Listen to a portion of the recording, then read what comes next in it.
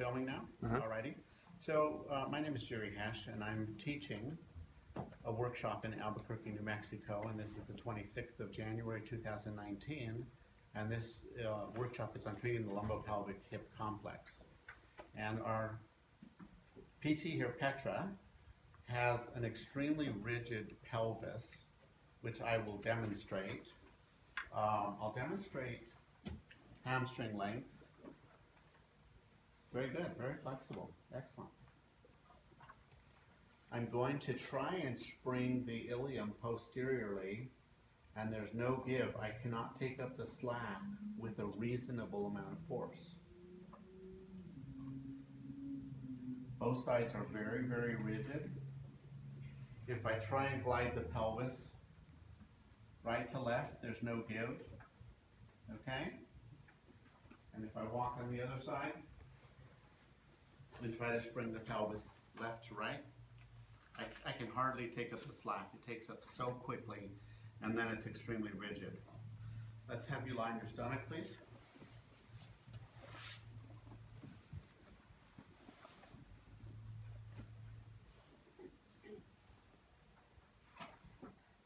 So if I try and induce superior glide, there's no give.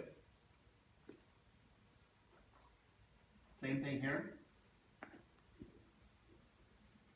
I'm trying for anterior rotation, no give. No give on that side.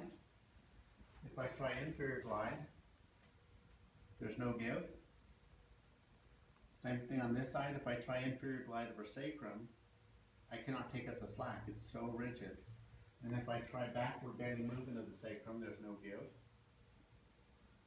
If I'm in the middle of the sacrum, there's no give there. And if I palpate the sacrotuberous ligament, it feels like bone. It's very, very tight. Doesn't indent as normal would do. My thumb is on her PSIS, and my other thumb is on her sacrum. And my right thumb on the sacrum can override the left thumb. So her sacrum is positioned posteriorly. And this typically comes from a fall on the buttocks, and it just seems to be a very unphysiological force. It seems like it gaps the SI joint and allows that sacrum to glide backward, and then it wedges and blocks all movement. It happens in a fall on your buttocks. And your injury was from kayaking, correct? Yes.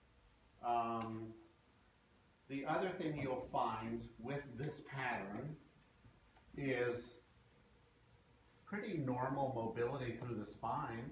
So you can see that I can take up the slack and I can get spring mobility throughout the thoracic spine. And let's have you lie on your back.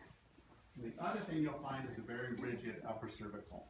So if I come on the mastoid and I try and induce rotation, it's easy. If I try and side bend mastoid, it's easy. So occipital movement is good.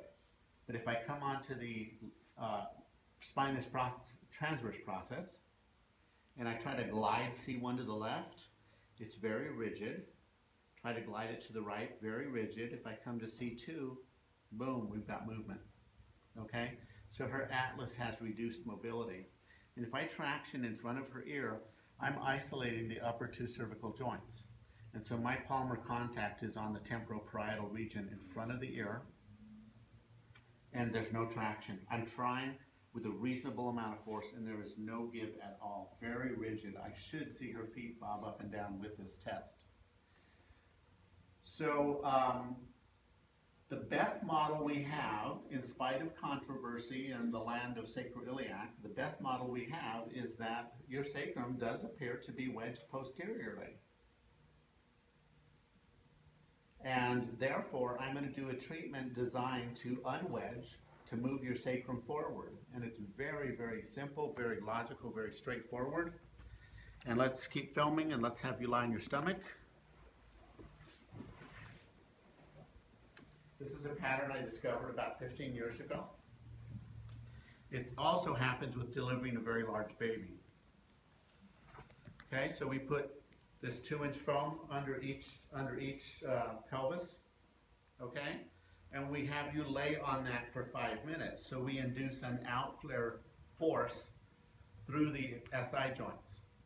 And after 5 minutes, then I'm gonna keep the foam there, and I'm gonna come and just gently lean with maybe 30 pounds of force, no more than that, maybe less. And I'm just gonna lean against the table, and so the table takes up some of my weight, and I don't get my low back to fatigue. And I just apply a PA force through the sacrum to glide sacrum forward. And we'll film the results of this. No need to film for another 5 minutes while she just lays here, and another 5 minutes while I push on the sacrum. Thank you.